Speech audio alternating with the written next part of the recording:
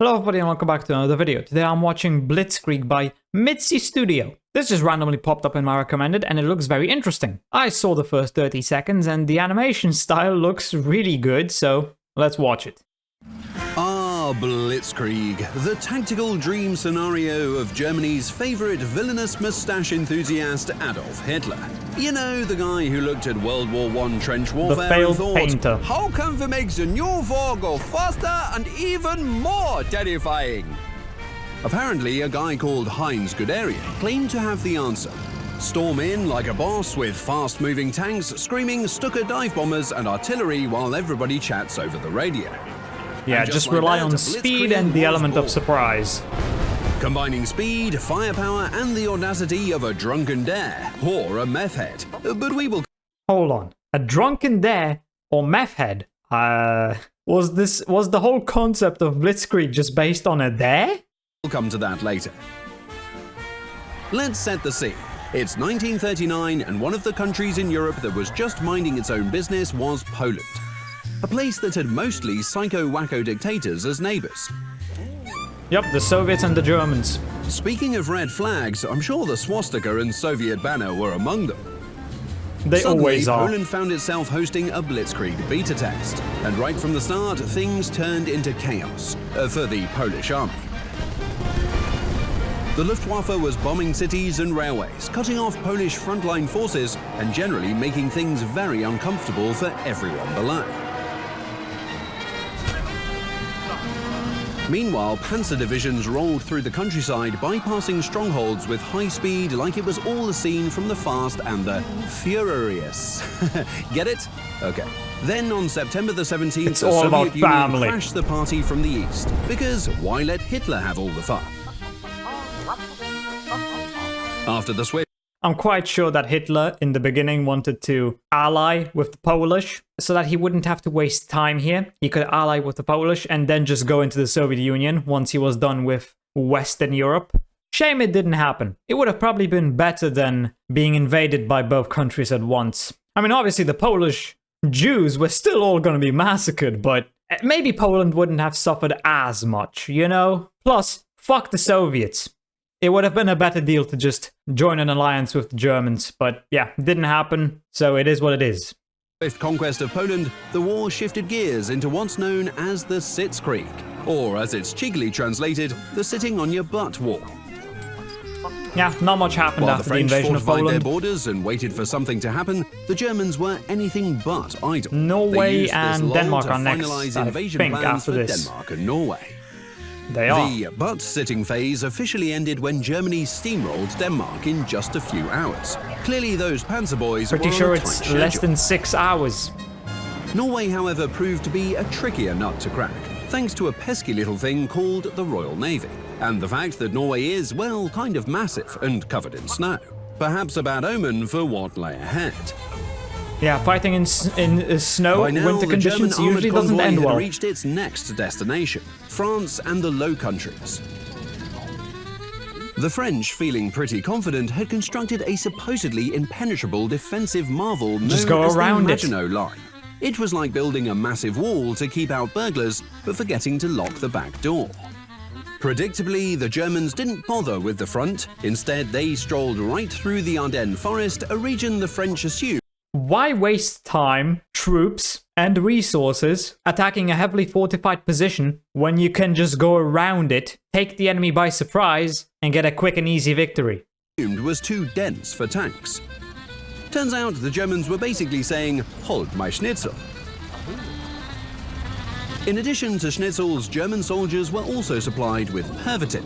As it turns out, Blitzkrieg wasn't just about tanks and tactics. It was about troops blitzed out of their minds on methamphetamine. So they took drugs? Now, if you're struggling to imagine what an invasion led by a meth-fueled Nazi horde in armored vehicles looks like, well, let me paint that picture for you. Probably not any different than Nazi soldiers who were not on drugs. It would have probably been the same. Auf der Heide.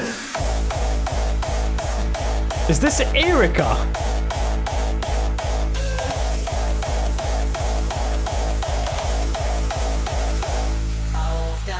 It is. Where is this copyright? shit. Heiß von 100.000 kleinen Bienenlein wird umschwärmt. Erika. There's no way this is true. It can't be. Ist voller Süßigkeit. Zarter Duft entströmt im Blütenkleid. Auf der Heide blüht ein kleines Blütenlein. And it's Nazi branded too, with the swastika. Erika.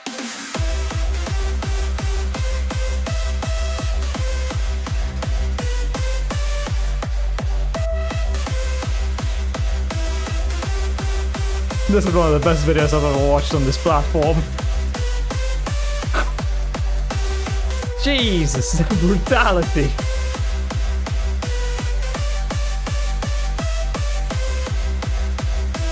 Even the dog.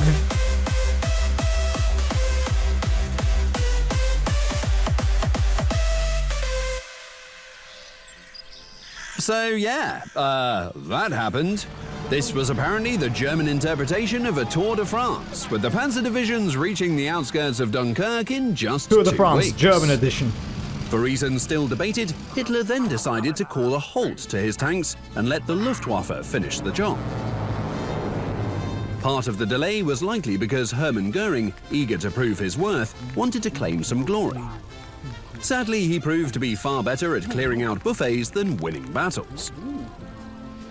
Anyway, the Luftwaffe failed to wipe out around 400,000 British and French troops on the beaches, and most of them managed to hop on boats and float off to England. I'm not sure if this is like 100% true, but I've heard that Hitler wanted to let some of the British escape so that he could try and go for the diplomacy route. You know, get the British to stop the war so that he can then focus fully on the Soviet Union instead of fighting on two fronts. I don't know if that's true, but it would make sense.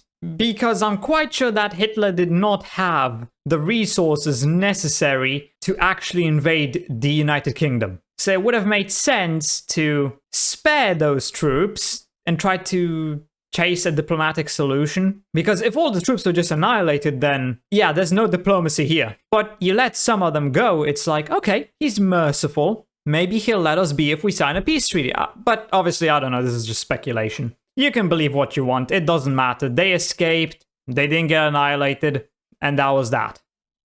Despite the Luftwaffe's fuck-up at Dunkirk, the Germans still demonstrated the overwhelming power of their Blitzkrieg doctrine. In less than a week, they had occupied the Netherlands, bombed the Dutch city of Rotterdam to rubble, and forced Luxembourg to surrender in just 12 hours. Ouch. What followed was the Battle of Britain, where Goering yet again showed the world he was more obese than capable. His Stuka dive bombers performed great during the invasion of France, but high in the skies above Britain, surrounded by Spitfires and Hurricanes, yeah, not so much. At this point, Hitler focused his attention on the east. In June 1941, Germany decided to take its lightning war to a whole new level with Operation Barbarossa, the biggest road trip in history. This was a blitzkrieg campaign on steroids, or methamphetamine, you pick. Tanks were rolling through the Soviet defenses and planes were bombing Soviet positions into oblivion. By the end of summer But then winter 1941, came. the Germans were moving fast and the Red Army was scrambling to keep up. But then the Germans got introduced to Rasputitsa, The mud aka season. the mud season. This quagmire was a far cry from rally racing through the green fields of northern France. By November, the Russian winter set in and pretty much screwed up the entire plan of the Wehrmacht to capture Moscow. Yep. When spring arrived and most German soldiers finished defrosting their testicles, the army once again blitzed their way through Soviet defense lines toward the Caucasus and the city of Stalingrad. What a shame. After months of maintaining the initiative, Hitler thought it would be cool to capture the city of Stalingrad because it bore Which was a Stalin's stupid name. move. Well, certainly it would end up being a lot cooler than Should have avoided anticipated. it and just finished the capture of the Caucasus The Battle region. of Stalingrad quickly stripped the Germans of every tactical advantage they had. No more fast tank maneuvers and no more close air support. just an endless maze of destroyed buildings packed with Russian snipers. Luckily for the You know, if I was Hitler, let's assume if I was him in this scenario, I would have had my troops just move around Stalingrad, not waste the time on it because it's called Stalingrad, after Stalin. Obviously, he's gonna want to defend a city that's named after him. So the Russians are gonna fight ferociously for it. So best to just avoid it, take the entire Caucasus region, and just bomb Stalingrad to hell. Level it with the ground completely, all of it. Make sure that no trace remains of it. That's what I would have done. Obviously, there's no way to know if that would have changed anything, but the Germans definitely fucked up with Stalingrad, so it probably would have went at least a bit different if they decided to not pursue the capture of Stalingrad and instead just did the smart thing of going around capturing the Caucasus and just leveling the city with the ground afterwards. Germans, there was no Russian winter to... sorry about that. Another Russian winter set in and turned many Nazi soldiers into ice sculptures. A setback. To make matters worse, the Soviet army was about to show the world they would be the ultimate Blitzkrieg bastards. Two giant armies pierced through the German flanks and encircled Germany's 6th Army, still holding out in the city.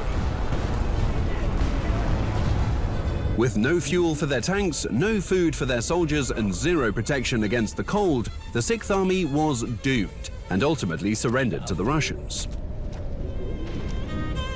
I would have rather shot myself. The days of Blitzkrieg were not over for the Germans. They would still carry out fast-moving tank maneuvers, just more in the direction of Berlin.